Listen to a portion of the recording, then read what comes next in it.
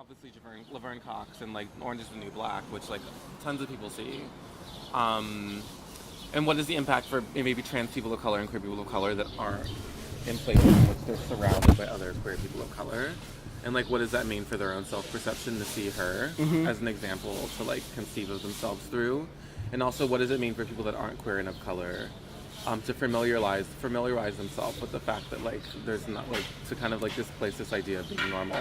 And I think like safety means like if you see trans people on TV and you familiarize yourselves and like inform yourself on their experience and like the difficulties of that on a like lived experience and the unsafe and like how unsafe it can be, then does it make us more safe because we have exposure?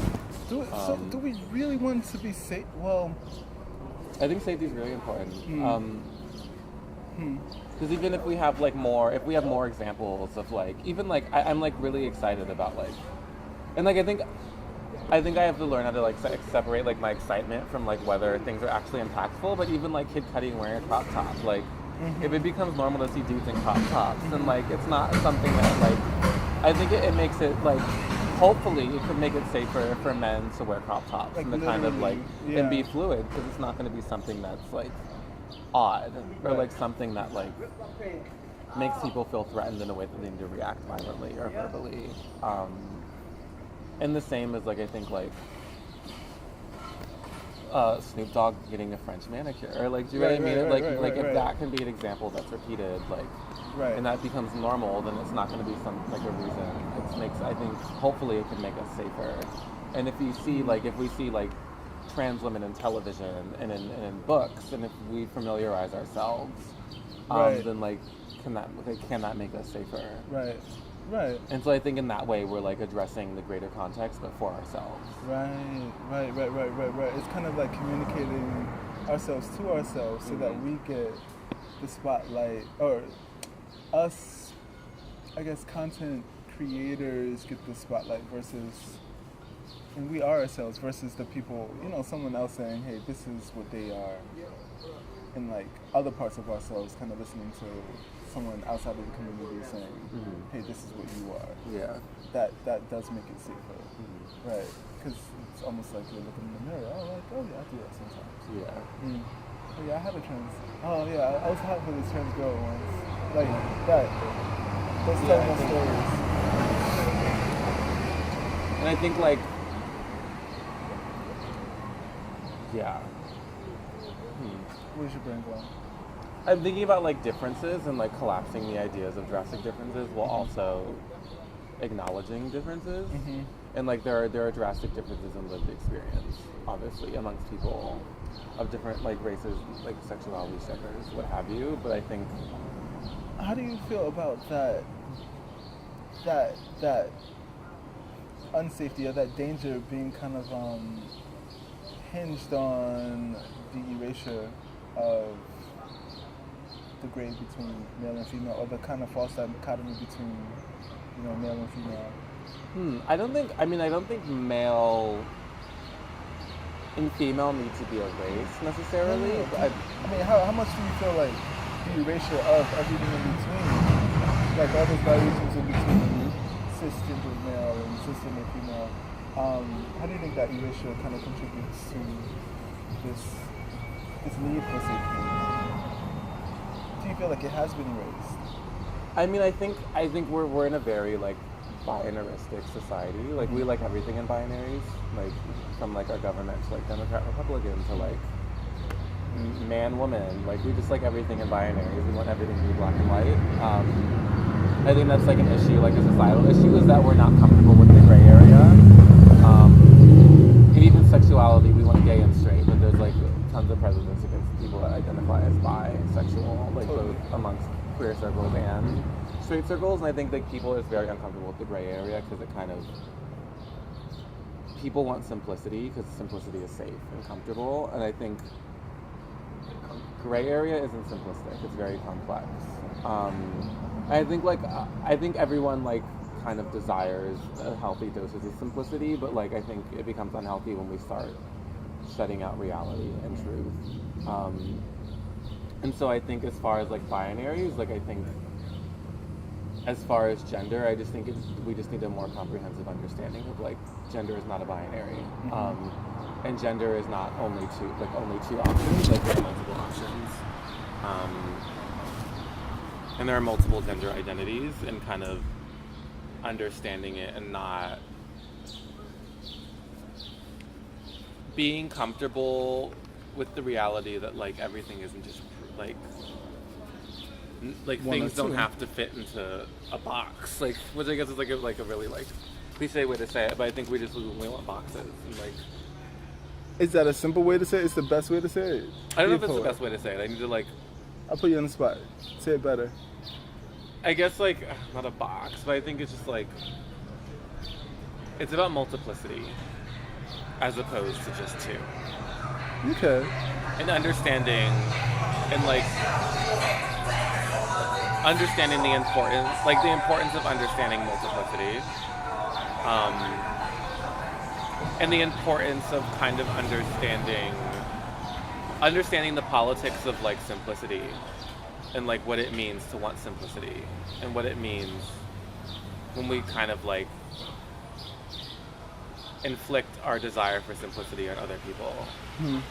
And understanding, again, going back to collectively, like if we're thinking collectively, collective experience is not simplistic, it's complex. Right. And there are multiple different narratives to that. I feel like I'm going in like a lot of directions in one direction all at once, but like... It's on record, so you'll listen to it, you'll be like, what was I talking about? Right, yeah, probably. Matata, we'll come back to that. Yeah. If there was a song that we could play in that little gap that happened, or just a little while ago, what song would you put in the middle? What song? Do you want like a smooth song or like a hectic song or like... What was that moment giving? What is... like a transition song.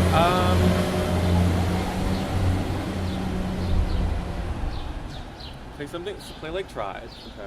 Tribe Called Quest? Yeah. Bonita Applebum, what song you want? Scenario's a good one. Okay. Yeah. Cool. My favorite Wait, song what's the what are the lyrics? It's the song that Can I Nicki hear you say the Minaj got lyrics? rough like a dungeon dread. Because Busta Rhymes. Yeah, Scenario. no, Busta Rhymes is so amazing. Chickadee chocolate, the chocolate chicken. Right. Yeah. Yeah. Alright, so folks out there in the galaxy, in the universe, back in time, in the future actually, you are listening to Amos Fraser for Tadpole speak with Justin Winton. Justin Winton. Like the jazz musician. Oh, like Wynton Marsalis? Yeah, that's You what play I'm named music? after. I tap danced for 13 years. Justin Winton Allen is an amazing dancer. He has rhythm, and I know this. That's so weird because I feel like I'm so casual when I go. I don't really like doing a lot when I dance in like parties because I don't know. I guess because I danced for so long, I'm like this isn't really the space I want to go off. But like I hear that. Unless the music is like really on point, like I'm not really like trying to go off and like. Like a bar, but like I usually just like doing it on stage. Like, do you know what I mean? I hear you. Yes. But it's like really strange to me when people are like, "Oh, I can tell you're a really great dancer." I'm like me, like two-stepping, like really, no, like. Well, maybe I was just into it, like, but I was dancing like. I've gotten it before from people, and I'm just like mad casual, and they're like, "Oh, right. You have great rhythm." I'm like, "Oh, really?" Like. You know, they say something about like flirting. Flirting, like it's less about the person, more about you. It's a way to acknowledge yourself through another person. So maybe I was just like really feeling like the music or something. What is music that really makes you like, I'm gonna go off? I haven't thought about this in a long time. Then that means I'm doing well. Music that makes me really well. Yeah. It has to be, I don't know, like, I think music, I've been like dancing, let me think. Music that could like, I think is kind of off, I guess. It's like really vague. I don't know, I have to think. I've been listening to a lot of SZA. Who's that? Alright, so I'll put you on to some SZA. She's on the same label as Kendrick Lamar. Okay. For Top Dog Entertainment. She's really cool, but you don't know her, so I like music that like where like the vocal if it has vocals in it. right. Where the vocalist has a very strong personality and like a very strong voice. You like Kalila?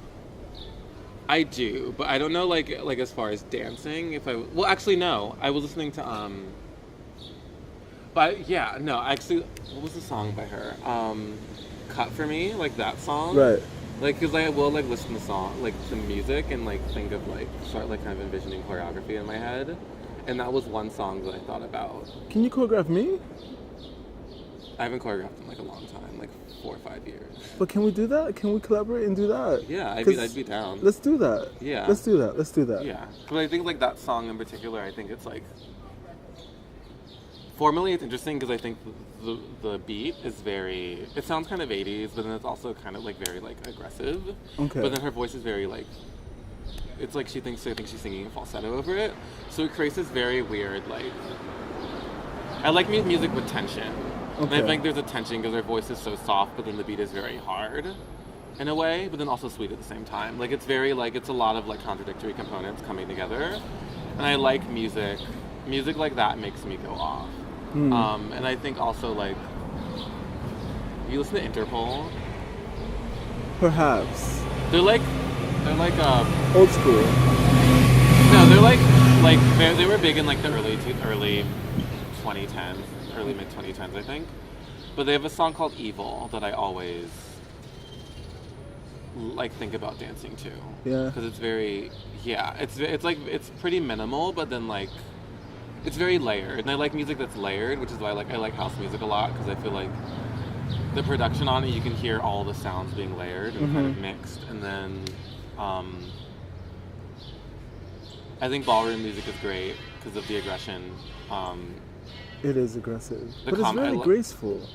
Right, there's like that tension. It's Right, like both, right, and that's right. what I think I like about it. I just like music that like has like good tension in it. Right. Complex. Yeah, exactly. Engaging. You need to think. Yeah. Okay. I hear that. And I like performing narratives, I guess. Yeah, So oh like my I like God. pulling narratives out of like even if a song doesn't have lyrics, like Yeah. what does it sound like? What's the narrative of that sound? Right.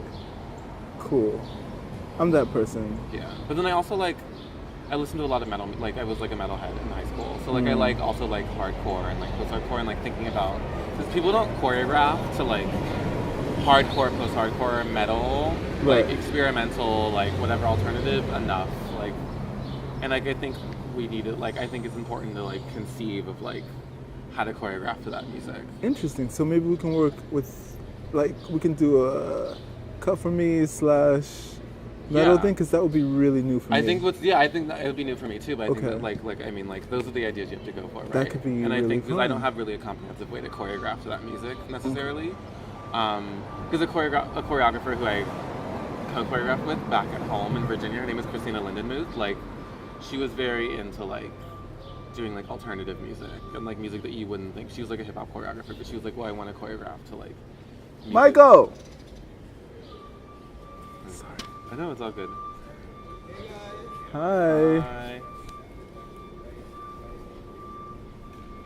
We are taking a short little second No, it's all to good. say hi to Michael, I've never met Joel. Michael. Oh, look. We've met?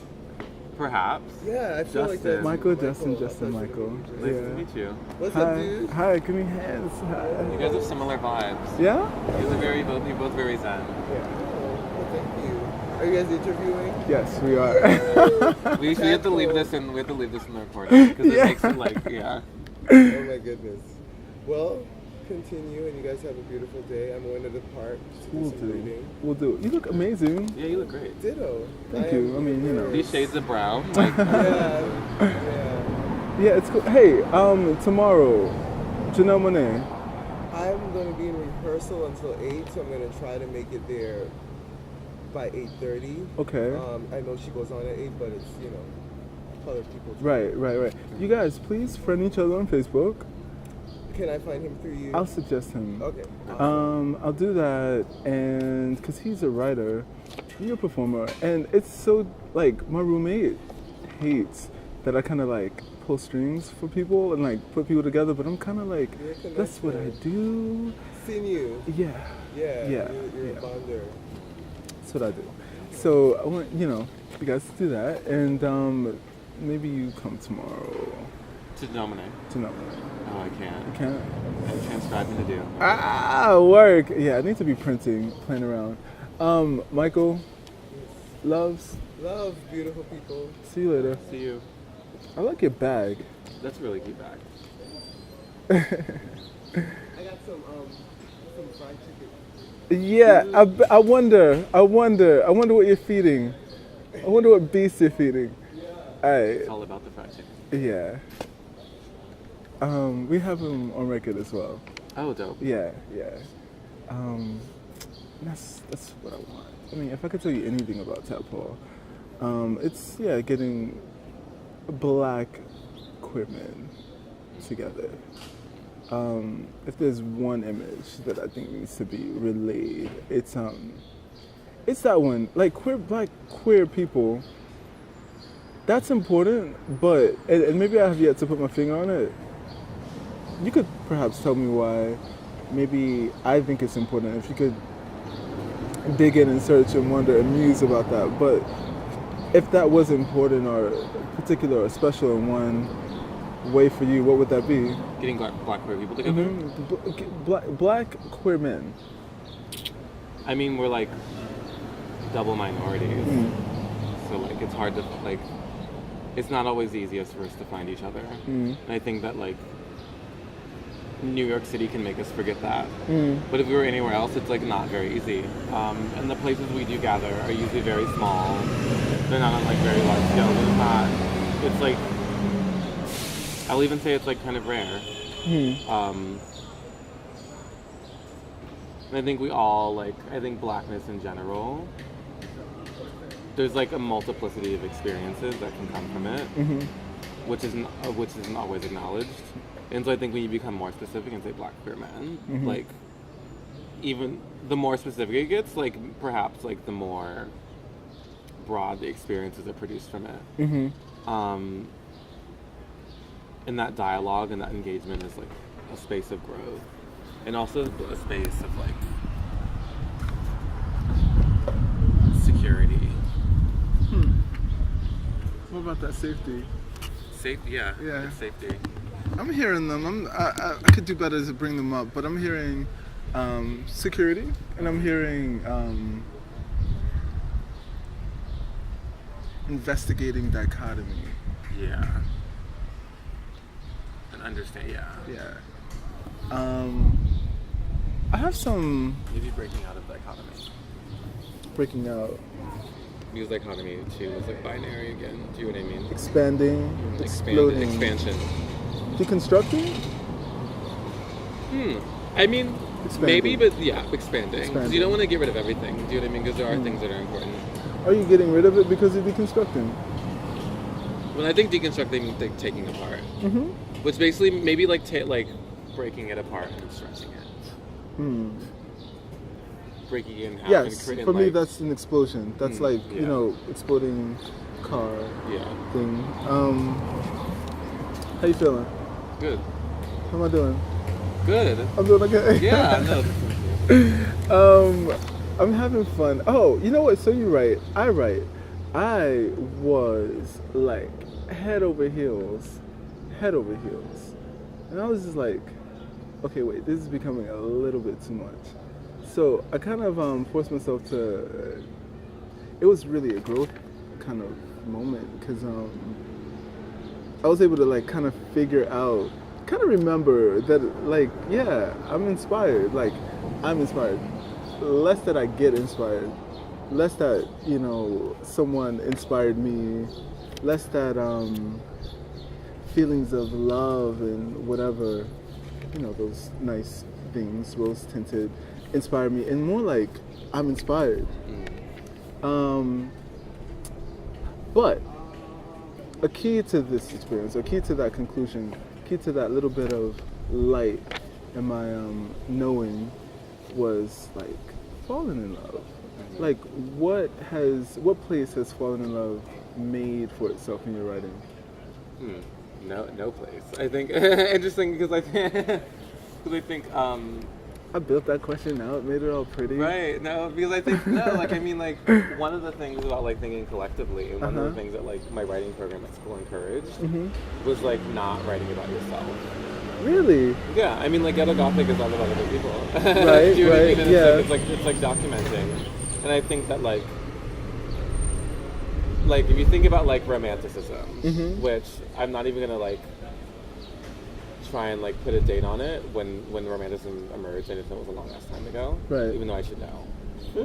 But like I need to get my history. But like maybe I'll look it up on my phone. But I'm gonna look it up on my phone. Okay. But romanticism is when the lyrical eye emerged, and so like before romanticism in poetry, it was considered like uncouth, I guess you could say, to use the I in poems or like to talk about yourself excessively. Right. I think that's oppressive, but okay. Yeah, one sec, sorry.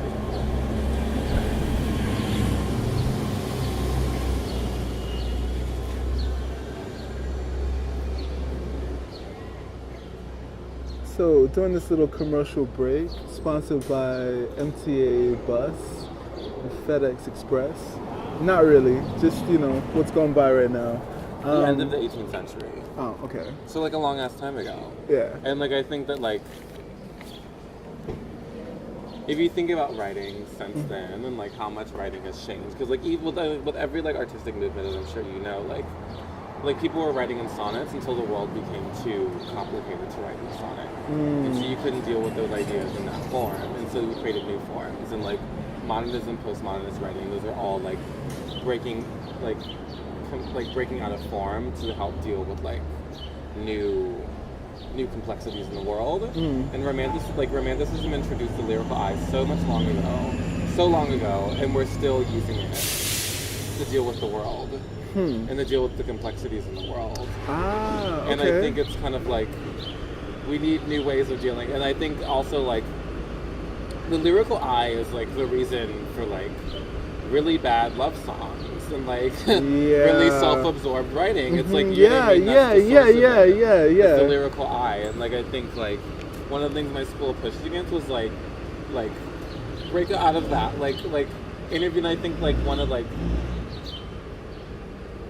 I don't know, like I think it's complicated because I think there are certain like people, a part of certain demographics who have had less of a platform to speak about themselves, but perhaps the best way to speak about ourselves is to kind of like speak through other people and like connect with other people, because like even like Ghetto Gothic, like I like there's no lyrical eye in it, but it's still about me because I wrote it, and the way I pieced it together is like it's me, like I'm in it. I don't need to say I to put myself in it. Like, well, then if I sought out Ghetto Gothic to learn something about you, rather than you making these declarative statements. I guess it's the poem itself isn't about me, but I'm still in it because I'm the writer. What I would say about you is like, okay, so Justin is a very, I would call you critical, but what would that mean? Do you think you're a critical person? I am. But I think, I'm not like wording this. I think like, the poem is about the party and the people that engaged and the people I documented, but how do I explain it? Like I don't think I needed like traveling to getting there. They're concepts, they're concepts I'm interested in, the way I like kind of created the poem. Like I'm in that. Like my personality's in that. Right. Do you know what I mean? And like, and it doesn't. I don't want to say it's about me. It's not like it's not. I don't think that like I think like part of being an author is kind of like, and being a writer is kind of like giving up that like. Yeah, no, it's not about me in that sense. Like I guess I worded it wrong, but it's like kind of giving up that authority to like say I, and like kind of like being shaped by what other people give to you. Because even like I don't know, I was like thinking kind of like about that poem as like kind of created collectively, because I needed to interview people, I needed to use people, and I needed to communicate with other people in order to create it. And it wasn't just me like in my head, like, and that's another thing that my school like pressure was like, write music that engages with the write poetry or writing that engages with the world and live in the world, don't just live in your head. Right, yeah. And like I don't think step outside of those narratives Right. that you're It's not about creating writing about. naturally It's not right about live. about making writing that's just about you, but like understanding like like I'm in the writing. You're a part. I'm a part of it, right? Being a part of your writing, but not necessarily. But that doesn't mean having to make it about you. You wrote it. Yeah. Period. So I'm a part of it. You wrote it. You Do know what chose I the mean? words. You curated the words. Yeah. And Chris and Juliana and Yulan and Brandon and Venus are all, and Carlos are all a part of the work as well, and we're a part of it collectively. And it was like inspired by the party Venus like started. Do you know what I mean? So it's all like a collective. Like we're all working together. Like Venus created this party, and like this was my way of documenting it. Where do you see this work going? It'd be great to get it published. That's where I'm at right now. I just want to get. I don't know. I need to like. I haven't like sent it to publishers yet, and there are like more people I want to send it to and get their thoughts on it. And like, I just got a new computer, so I'm like getting all this new software on it, and like, but I just like submitting the publishers, and then like kind of. Obviously, I'm going to be doing editing if a publisher picks it up, and like thinking about that, and also like working like, and then I have another project I kind of want to work on. So. But you want the book form. I wanted. That's something else I'm thinking about, because like, I feel like it'd be just really great next level to just have it just as like sell it on like a USB drive. Right. Yeah. And Really I feel like that'd be cool. more appropriate, because like even people I send it to, like they say it reads better when you're clicking through on a computer than it does on paper. Right. Which I like. So I guess kind of like thinking about that.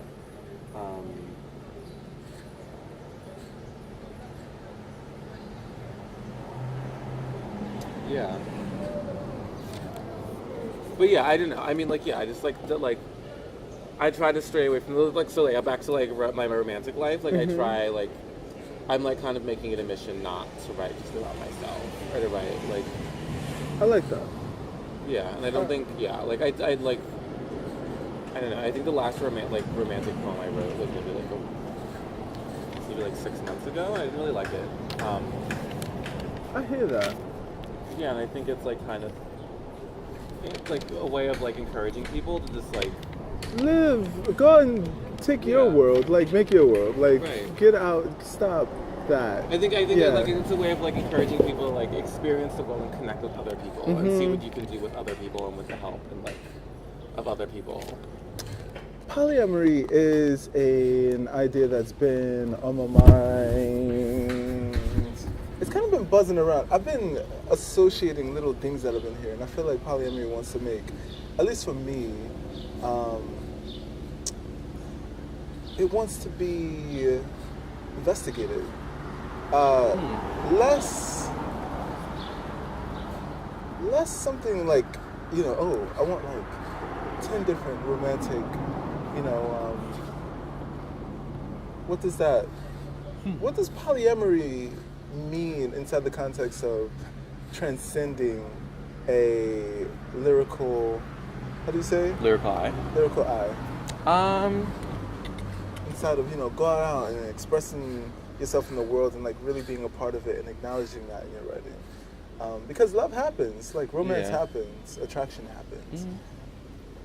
Huh. I don't know. I never thought about it that way. I think.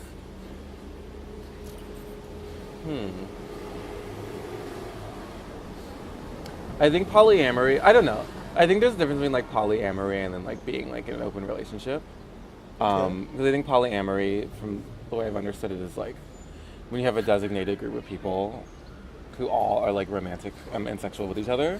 Whereas like open is just like I'm dating this person and then like I can go wherever, and it's not a designated group of people. Right. And so like I think polyamory and open relationships are like in that gray area. Right. What gray 'cause it's- area? You said that gray area, but which gray area? The gray area of like I think when you're in monogamous relationships, the gray area is kind of it's very it's more black and white. So it's like I'm dating you, I'm sexually exclusive to you, I'm romantically exclusive to you. If I have attractions to other people, like Well, the gray area between being single and celibate and exclusivity with one person. yeah, Okay. because so it's like it's not in that binary. Right. And so I think Because you can also be asexual. Yeah, of course. and- Yeah. And I think it just kind of like polyamory kind of like makes it less about like I'm the focal point of this person's, I guess. Maybe, but then I don't know. But then even like in polyamory and open relationships, you always prioritize someone. Mhm. Do you know what I mean? So like I don't really know. I mean like polyamory is I think like I was saying like everyone has like everyone wants simplicity in some way, in some form, in some part of their life, and like romance is one place I want simplicity. So like I'm a very monogamous person, but I think I don't know. I think that polyamory and open relationships seem to be misconstrued as like a way out of like jealousy and possessiveness when like they're not really. Like I mean like all the people I know that are like polyamorous and like and open, I'm like sometimes it can be more complicated because like and like sometimes like it's easier just to like talk about your issues with one partner than with like six. Like do you know what I mean? Like Maybe, perhaps, maybe, yeah. And yeah. like I think like I don't know. I think I understand the impulse towards it because I think monogamy with like the kind of like the society we live in that like prioritizes marriage and like We're good without the helmet for now. that like prioritizes marriage and like gives so many rights to people that get married and like has whole institutions dedicated to like monogamous relationships. Right. I can understand. I like completely understand like the frustration at that. But I think polyamory, open relationships, and monogamous relationships all come with their own complexities and their own difficulties. Mm-hmm. Their own rewards. And their own rewards, right. And their own degrees of safety. Yeah. Huh. I think it's just what you prefer and what you want. So, what? You're Taurus. I am a Taurus. You're over for my birthday, for your birthday, for my birthday. You're over at my place for your birthday, celebrating another Taurus. Yeah. Right. So, like, astrology, does that take any platform in your life at all? I've realized it's very. I like. I think what 4 of my really good friends are Tauruses. And like. You're like, astrology this has must proven be- very true as far as like determining people's personalities. Yeah. Especially in my dating life, I'm like, Yeah. like, Okay. yeah. Okay. I'm like, I don't want to say I'm big on astrology, but I definitely like it's something like when I meet people, I'm like, so what's your sign? Okay. Because it tells me a lot about people. I think it says a lot that I like Elon's a Taurus. I didn't know that. Yeah, Oh, Tylen's a Taurus. okay, yeah, Yeah. I know that. I have I think 4 good like Taurus friends. Yo, this is not about me, okay? Justin? What? He's like, no one said anything about you. What's your sign, like, Amos? I was just gonna say how there are a lot of Tauruses. Like, I love Taurus. Like, I don't know. I've had friends that like they gravitate towards Taurus as well. I just have to acknowledge it because I'm just kind of like, yo, it happens. It happens. Like, my good friend Craig is a Taurus. We're great people. Yeah. We're passionate. Yeah. We're Well, stubborn. I don't know. I don't know how cool I am to you guys. You guys seem like, oh, this fellow What's over your here sign? thinks he's pretty cool already. He doesn't need my acknowledgement. Wait, what's your sign? Scorpio. Ooh. Ooh. No. Tell me about Scorpio. Tell me about Scorpio. Oh no. So, okay. I'm gonna go home now. I'm sorry. So just put up the X side. He just That's X'd me the out. one sign I was like. That's the one sign I was like. Don't say Scorpio. Ah! Justin just X'd me out. He's like, no Scorpios. I'm just kidding. Man. My brother's a Scorpio. Oh, cool. You guys must love each other. Well, siblings, that could be tough. We're a little distant. We have a distant relationship. Yeah, But we're yeah. getting closer. No.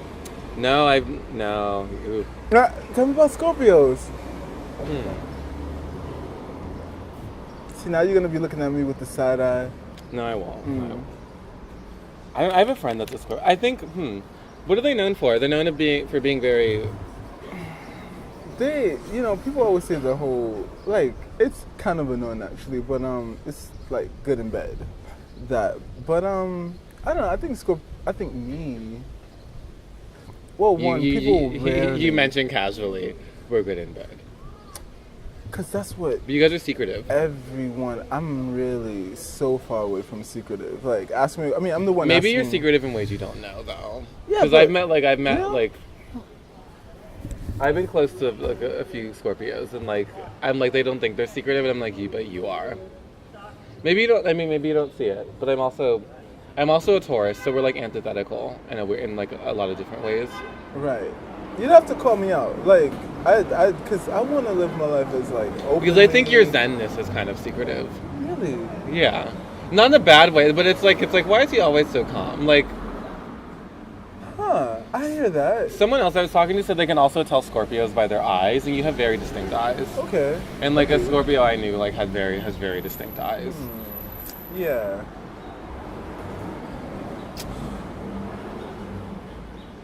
Interesting. I don't know. Now that I know that, I'm gonna be more aware of it now. But like Frank Ocean's a Scorpio. Yeah, he's cool, right? Yeah. Right. Everyone looks. I mean, I don't know him personally, but Yeah.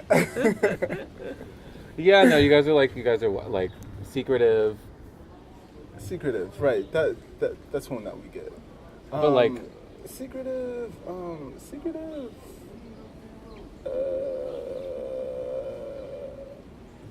Maybe that's a problem that I can't think of anything else other than sexy. So sexy, sexual. Yeah, secretive, sexual is one of them. Biting. They can be it's like very, that sting, Yes, stinging. definitely. Stinging. Yes, definitely. Um, And unaware of it sometimes, yeah. or all the time. I'm speaking about like other past I'm experiences. but thinking yeah. maybe. I think they're really smart. Like, they always amaze me with their they're kind of like hidden into like I think people are just generally like so amazing, like with their stories and their conclusions and how they get to them. But like Scorpios are freaking.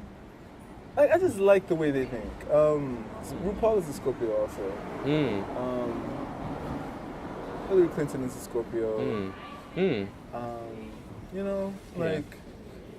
There's something. There's something very reliable, I think, about a Scorpio. I have experience Thank you. I have experience reliability. But the other Scorpio I'm thinking of like is attracted to Tauruses, which is interesting. It's less like even. I mean, well, I guess it's attracted, but it's like, I've been getting out of this idea that I make all these decisions and that it's just what it is. Like, it's who we gravitate towards and, who is responding to those vibrations. So, it's happened with Taurus a lot. Like my roommate Rachel, we've known each other for like 10, it's going on like, it's past 10 actually. It's probably going on like 12 years. Taurus, they just like are cool. They're like strong people who just like get living a life, being a strong person or something. Yeah. I always hear very good things about my sign, which is nice. Yeah, I only hear bad things from people that have dated Tauruses. And they're usually just like, oh, they're very stubborn. Taurus, I think it's less stubborn. It's more an issue of control. But we're passionate, so like, when you're that passionate, you have to be a little stubborn. Perhaps. We're gonna have a whole nother conversation on the bus. There are some. These are the corner questions. I'm uncertain if. Yes, we need these though. So, free association. Speak your mind. 2 minutes. Who are we? We're like somewhere in this recording. If you had 2 minutes to speak your mind about anything, what would you speak your mind about? We're actually doing good on time. 2 minutes about anything. I mean, listen, you can rant. I recently ranted about like black male representation and like how it's a joke. But rant about anything. Don't even rant. Talk. Anything. What comes to your mind? Comes to my mind. Thinking about new ways of writing. And thinking about writing that like engages. Why are the old ways less challenging than you need? They're still challenging, but I think I think we need to think of like writing is competing with new media, and new media is shrinking people's attention spans. I need the receipts. That was, oh look at all these bugs. You see all these bugs in my bag? Oh shit. All right, bugs. I need receipts. Tell me how. If you think about like BuzzFeed, like all journalism is now like just lists with pictures. Okay. And like lists are becoming very popular now, even more than like. I think also like, if you think about like journalism, like pieces are becoming shorter and they're like less extensively researched and they're turned out way quicker than they were in the past. And so I think like, I'm thinking about like poetry specifically. Like I think I want to engage with forms in poetry that are like interested in kind of like how our brains are being reconfigured by what we see on the internet. You know, I was supposed to be asking you all these questions about technology and how is that making an influence on your work. Yeah, I think I will. But, I mean, tell me about those statements that you're making. You want to reinvigorate poetry inside of new media. Okay. I can roll and rock with that. And expand what it can do. Because I think we're at a point where like language is very... Give me a vision of something that it can do. I don't know, I'd have to do it through writing. Do you know what I mean? It's kind of one of those things. I guess maybe like the ghetto gothic poems could be one example. But kind of thinking about like how like we're in an age where everything is instantly transcribed because everyone's always typing their thoughts. So we're working with language a lot, but it's also like we're kind of like we're shrinking our attention spans. So we want like language very compressed and very tight. And so like thinking about like what that means for writing poetry, what that means for journalism, what are like new forms that journalism can take. Where like and writing can take where you don't like kind of like jeopardize content and research and accuracy for compression. And how do you get both?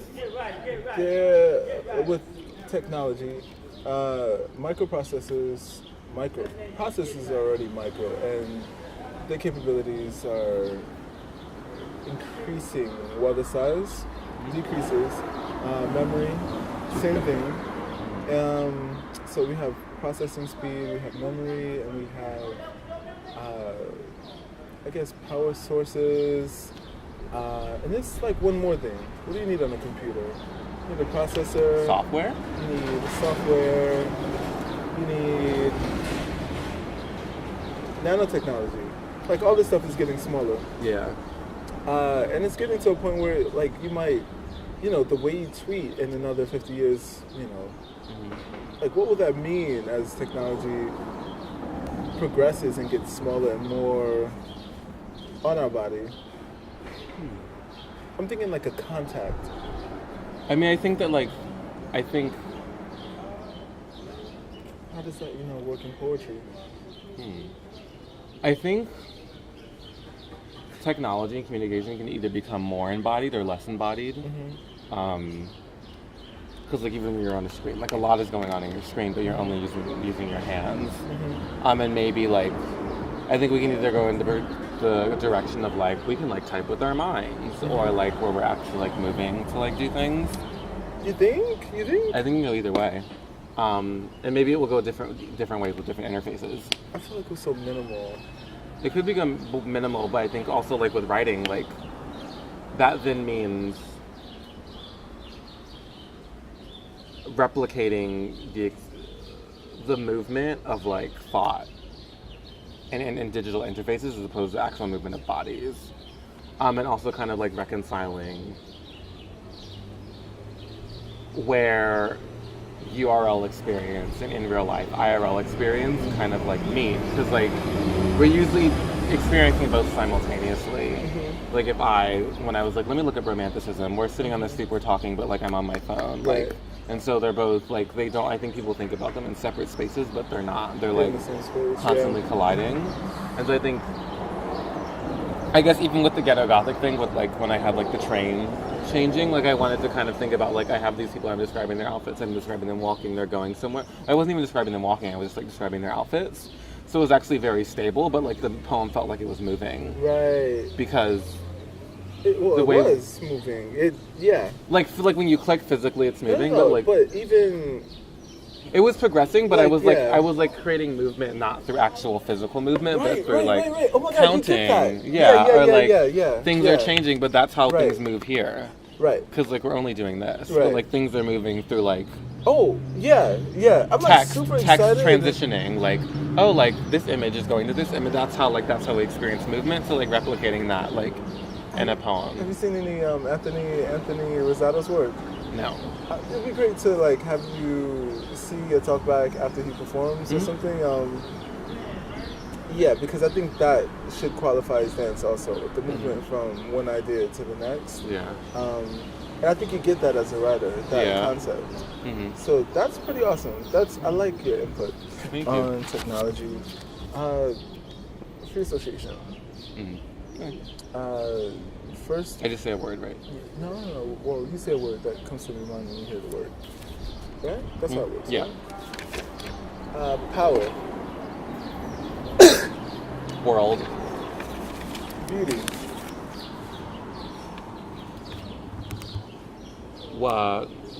Display window. God. He waves his hands. Movement. Movement. Genius. Privilege. Privilege.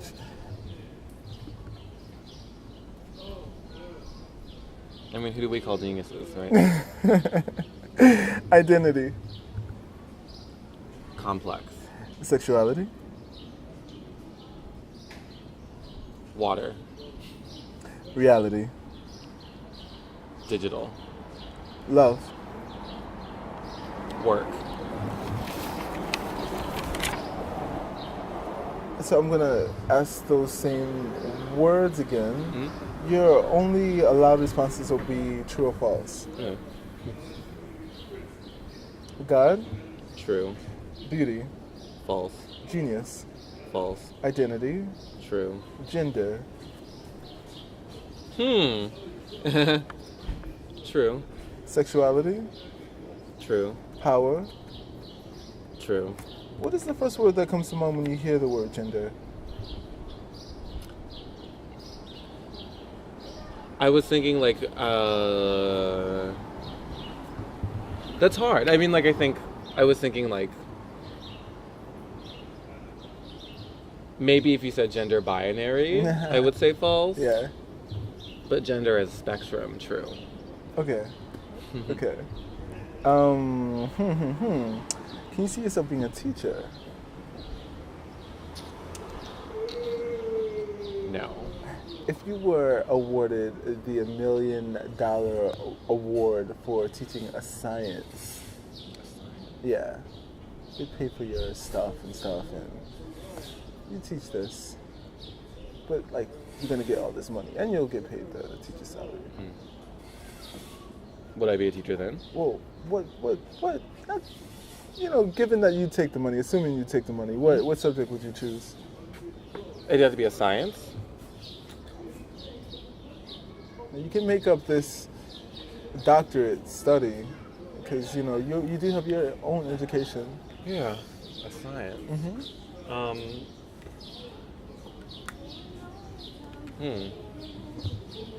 Biology.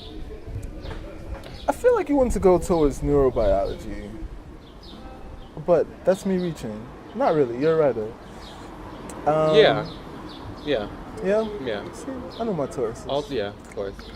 Tell me what about your process. I think you said a lot about your process, and we can skip that unless you'd like to add something. Let's see. Living person, black male, who you know, who inspires you? Michael Tequili. Michael is pretty freaking cool. Yeah. Yeah. I'll tell him he said it's much. What was your relationship with your mom and dad like? We're very close. I text them all the time. Oh, it's cute. We have a group text that we. We're close. They're very suburban, very suburban-minded, which is where some tension comes from. But I've learned to communicate better, having not lived with them, and so it makes it easier to communicate better with them when I'm around them now. Okay. Which is a plus. Tell me about your beard. What about it? Anyone who... I was getting into this earlier and I was distracted. Justin Winton Allen he sports... How would you describe your beard? A full beard. Fluffy. Full fluffy beard. His face is a full fluffy... His face is full and... The beard on his face is full and fluffy. Yeah? Yeah. So you get that rhythm? Yeah. All right. Yeah, no, that was good. Yeah. You're like mouthing it. What Yeah, about the beard of his face is full The beard and on fluffy? his face is full and fluffy. Officially... That's an fluffy IM. and full. Hold on. That's an IM. Do you know about meter? Mm-mm. The beard. So an IM is unaccented, accented. Mm. So it's an IM. Anapest is two unaccented and an accented. So the beard on his face is full and fluffy. So that's... What about the beard on his face is full and fierce and fluffy? Those are all IMs. The Okay. beard. No. I am Anapest and the rest are IMs, I believe. The beard on his face is full and fierce and fluffy. Okay. The last one is an Amphibrac, I believe it's called, because it's and fluffy. Right. That makes sense? Yeah. Okay. Getting into meter with you. Yeah. Right. I think this is cool. I just learned something. I didn't actually learn it. I will listen to this again and learn it. You want to tell the readers or listeners anything about pentameter? Pentameter? Pentameter. What should I tell them? Give me a 140 character text definition. So meter is... Ooh, my teachers are gonna hate me. No, I think it's like kind of like a negotiation between unaccented and accented syllables Okay. in writing. And so if you have an unaccented and accented syllable, Yeah. like it's a good example. Well, unaccented, accented is an iamb, and then if you have accented, unaccented, it's trochee. What is being accented? The first syllable. So Justin is trochaic because it's trochee. Because like Justin. Does that make sense? But if it was like Justin, it'd be like an iamb but it's Justin, so it's like trochaic. A lot of two-syllable names are trochaic. Like yours is too. Say that one more time. Justin. The I am. Iamb is accented. Iamb is like a heartbeat. So dun dun dun dun Okay. dun. Trochee is Justin. Justin is trochaic. It's a trochee because it's accented, unaccented. So accented on the beginning is trochaic. Yes. How do you spell trochaic? Trochaic. Trochee is Troche. Trochaic is trochaic is like the adjective, Trochaic. Okay. I'm trying to think. It's easier to like. It's like hard to explain without writing, but yeah. So so iamb and trochee are both two syllables, and then you have anapest, which is a three-syllable meter. So it's like it's two unaccented and then accented. So dun dun dun. So like to the back is trochaic. The meter is a way to describe a statement. It's so like if you read like classical writing, meter matches the contents of the poem. So like you break like a sonnet. Sonnets are written in iambic pentameter. So like iambic meaning iamb, so it's unaccented, accented. Penta meaning five. Wait, yeah, five. Yeah, 5 iambs in one line. Okay. So it's 5 unaccented and accented. I'm just letting you go Thing. because I'll If get this make- it later. Yeah, I feel like it's like kind of hard to explain. Yeah, so because so the point of establishing meter is to break from it. Okay. Oop, my bug went right. Okay, it's gone now. So it's kind of like in music, like you set up. It's exactly like in music. So like if you think about like jazz music, you set up like a rhythm that people can follow in order to break from it, to break the consistency. Right. So just wake them up. Right. So like it's the same with like meter. Like when like Shakespeare writes iambic pentameter, he's breaking from the meter in order to like. It's establishing something, so you set a tone for the next statement that you make. Yeah, but also like You know what I mean? yeah, right, right, exactly. Right, And but like the right. break in meter is married to what? To the content of the poem. Right. So say I want to write a poem about like an iambic pentameter about a boy skipping down the street. And so I'm gonna describe him skipping down the street in all iambs, and as soon as he falls and trips, I'm gonna break out of an iamb and go into like an anapest. Can that be the beginning vocal for the choreography that we worked on together? Without talking about meter. What we just Yeah, talked of about? course. Yeah, but does that make sense? So when he trips, it's like, oh, I'm breaking from the meter. Yes, And yes, so like yes, it, like, yes, yes, yes. and Emily Dickinson does that with rhyme and slant rhyme. Right. I like that. I like that. Yeah. Think of meter as walking. It's all about exactly. Or like think about your heartbeat, and like when something shocks you and your heart skips a beat, it goes into anapest. Or like, but that's what like a lot of theorists say. That's why iambic pentameter is popular, because like it's like married with your body when you're reading it, because that's your heartbeat. I've gotten into arguments that way. With my father, like every time you say, like, and I would start clapping. Yeah. The ghetto girl, or the hood girl. And like rhythms and like black English and like black vernacular languages. I'm telling you is, about like, that. we're all about rhythm when we talk. Yeah. Which is why it's beautiful. Yeah, exactly. And repetition for emphasis. Which is why it's like also intellectual, like because they Yeah. actually know Of and course. can describe what they're doing. Repetition for emphasis, we're all about that. Let's see. Tell me all your secrets. Right. The most dangerous thing about you. Now, what would you tell me that? The most dangerous thing about me? I'm very passionate. I'm a cornball. I'll take that back into romance and be like, oh, he's possessive.